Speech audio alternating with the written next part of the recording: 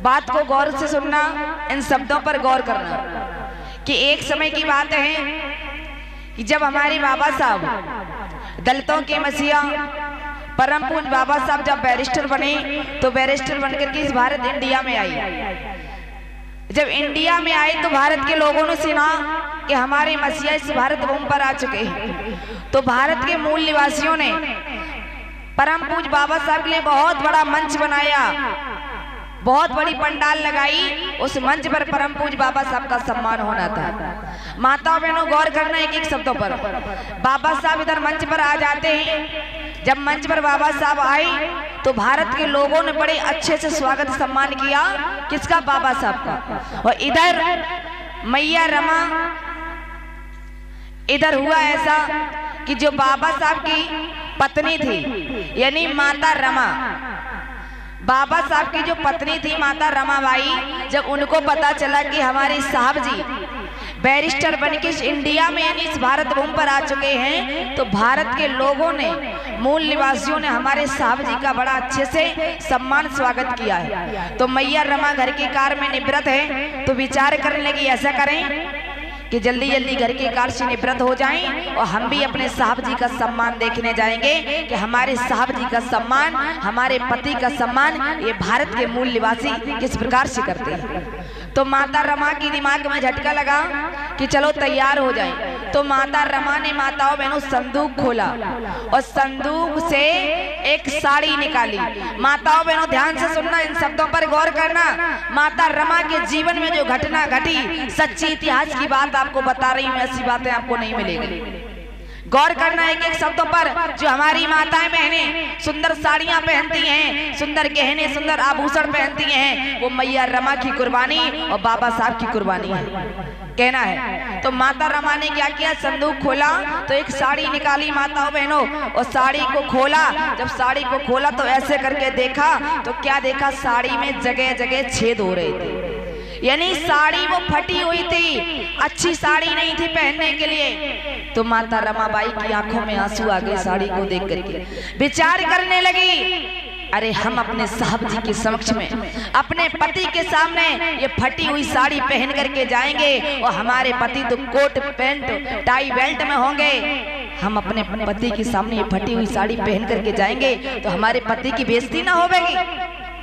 माताओं बहनों, अगर किसी बहन का भाई, किसी माता का बेटा, किसी पत्नी का पति अगर कुछ बन जाए तो सबसे पहले उनकी इच्छा होती है कि जाकर के उसका सम्मान सर्वप्रथम हम देखें। होती है कि नहीं होती है? इसी प्रकार माता रमा के मन में ये इच्छा जागृत हुई कि हम भी अपने पति का सम्मान देखने जाएंगे। लेकिन साड़ी नहीं थी अच्छी पहनने के लिए, जाएं तो कैसे जाएं? तभी मैया रमा को याद आया छत्रपति साहू जी महाराज ने, जिन्हें आज आरक्षण के दाता कहते हैं, छत्रपति साहू जी महाराज ने परम पूज्य बाबा साहब को सम्मान में एक पगड़ी बांधी थी, जिसे प्यारे बंधु बोलते हैं फेंटा, क्योंकि पगड़ी बहुत बड़ी होती है कि नहीं होती? तो मैया रमा ने वही पगड़ी निकाली और साड़ी की तरह पूरे बदन को ढक लिया, लपेट लिया और चली है बाबा साहब का सम्मान देखने। तो क्या देखा है? बहुत भीड़ लगी है, सम्मान हो रहा है, लोग बड़े प्रसन्न हैं। तो माता रमाबाई, माताओं बहनों, आगे भी लाइन में नहीं बैठी, पीछे भी लाइन में नहीं बैठी, एक दूर वृक्ष खड़ा था, उस वृक्ष से जाकर के खड़ी हो जाती है और छुप करके अपने पति का सम्मान देखने लगती है। लेकिन प्यारे बंधु, इधर बाबा साहब मंच पर आ जाते हैं। बाबा साहब की निगाहें, बाबा साहब की नजरें सारे मूल निवासियों के ऊपर हैं, सबको देख रही हैं। लेकिन बाबा साहब सोचने लगे कि मेरा सारे भारत के मूल निवासी सम्मान करने आए हैं, सारे नर नारी आए हैं, लेकिन मेरी पत्नी रामो, मेरी पत्नी रामो मुझे नजर नहीं आ रही। लगता है मेरी पत्नी मुझे मेरा सम्मान देखने नहीं आई। लेकिन ऐसा बाबा साहब सोच ही रहे थे माताओं बहनों, तब तक बाबा साहब की नजर अपनी पत्नी रामो के ऊपर पड़ जाती है। जब नजर पड़ी है तो बाबा साहब ने इस प्रकार से हाथ से इशारा किया और माता रमा को अपने पास में बुला लिया। माता रमा सोचने लगी, लगता है हमारे साहब जी मुझे बुला रहे हैं, चलो मुझे अपने साहब के समक्ष में चलना चाहिए। माता रमा अपने साहब के पास में पहुंची। माताओं बहनों, जैसी बाबा साहब ने अपनी पत्नी को नीचे से ऊपर तक देखा तो क्या देखा कि हमारी पत्नी के पास सुंदर साड़ी नहीं है, जो ये फेंटा लपेट करके हमारा सम्मान देखने आई। उसी समय माता रमा बाई की दशा देख करके बाबा साहब की आंखों में आंसुओं की धारा बहने लगी। बाबा साहब माता रमा के हाथ अपने हाथों में ले लेते हैं, कहने लगे रामू मुझे माफ कर देना। अरे मैं तेरा बड़ा भागा पति हूँ जो मैं तुझे एक सुंदर साड़ी नहीं पहना पाया हूँ, लेकिन रमा आज मैं बैरिस्टर बन गया हूँ। आज तेरी जो इच्छा हो वो हमसे मांग ले, हम तेरी हर एक इच्छा पूर्ण करेंगे। अच्छी साड़ी मांग ले, अच्छे गहने मांग ले, जो तू रमा मांगेगी हम तुझे बही देंगे, बही देंगे, बही देंगे। बाबा साहब ने ऐसा वचन 3 बार कहा। उसी समय माता रमाबाई ने इतने शब्द सुने थे, अपने साहब जी के होंठों पर उंगली रख दी कि साहब जी सब कुछ कहना, लेकिन ये मत कहना कि रमा तेरे पास सुंदर साड़ी नहीं है। उसी समय माता रमा कहने लगी साहब जी अगर मुझे कुछ देना चाहते हो, पता है माताओं बहनों, अगर कोई स्त्री होती वो अपना ही भला चाहती है, लेकिन माता बहनों मैया रमा ने ऐसा नहीं माना, मैया रमा ने ऐसा नहीं मांगा। बता दो माताओं बहनों माता रमा ने क्या मांगा? हाथ उठा करके बताओ, हमें लगता है आप लोगों को शर्म बहुत आती है हाथ उठाने। हाथ उठा करके बताओ कि माता रमा ने क्या मांगा। देख लो भैया, बुद्ध कथा आपकी ये सफल होने वाली नहीं है। सबसे बड़ी कमजोरी हमारी माताओं बहनों के अंदर है। देख लो, उन्हें हाथ उठाने में तक शर्म आ रही है। अब बताओ भैया, कोई ज्ञान की बात बताएं, कोई ज्ञान चर्चा बताएं। जब आपको सुनना ही नहीं है तो बताओ किसे सुनाएं? बताओ, अच्छा बता दो माताओं बहनों माता रमा ने क्या मांगा? हाथ उठा, एक साथ में हाथ उठाओ कि बहन जी बताओ, बता दो।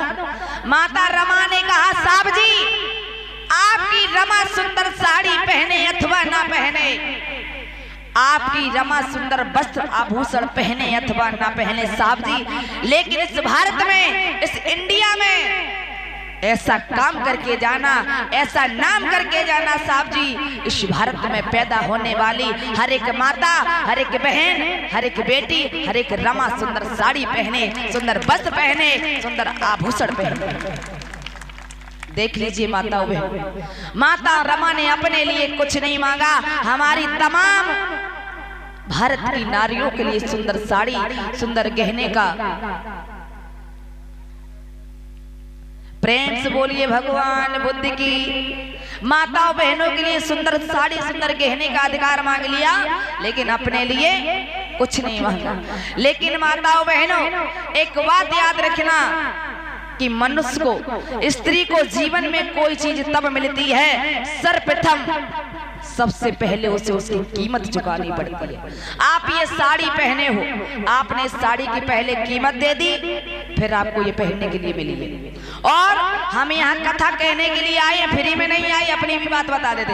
हमारे भाई साहब ने हमारे अकाउंट में एडवांस ट्रांसफर कर दिए, तब यहाँ हम कथा कहने आए। ये साउंड लगा है, यानी जितनी भी चीजें आप लोग पहनते हो सबसे पहले उसकी कीमत देनी होगी, उसके बाद में आपको ये चीज हासिल होगी। लेकिन माताओं बहनों मैं पूछना चाहूंगी कि बाबा साहब ने तो इतनी बड़ी बलिदानी दी, माता रमा ने इतनी बड़ी कुर्बानी दी, 4 बच्चों को बलिदान कर दिया, लेकिन बाबा साहब की कोई भला कीमत चुका सकता है? माता रमा की कीमत किसी ने चुकाई? नहीं चुकाई। तो माताओं बहनों सबसे पहले आप जागृत होइए, अपने इतिहास को खोलिए, संविधान को पढ़िए कि हमारे बाबा साहब ने हमें कहां से कहां तक पहुंचा दिया। लेकिन आज मैं देखती हूँ माताओं बहनों के पास में इतनी साड़ियाँ होती हैं कि जब अलमारी का दरवाजा खोलती है ना गोदरेज का, तो साड़ियों की कतार आंगन में आकर के गिरती है, मन में असमंजस में पड़ जाती है माताओं बहनों कि ये साड़ी पहने के ये पहने के ये पहने। बताओ गलत तो नहीं कह रहे? आज के जमाने में माताओं बहन एक माता पर कम से कम 20-20 साड़ी होंगी कि नहीं होंगी? और वैसे डेली यूज करने के लिए तो पता नहीं कितनी होगी। प्रेम से बोलिए भगवान बुद्ध की, प्रेम से बोलिए बौद्ध सत्य बाबा साहब की, प्रेम से बोलिए पंचशील दरबार की। तो आइए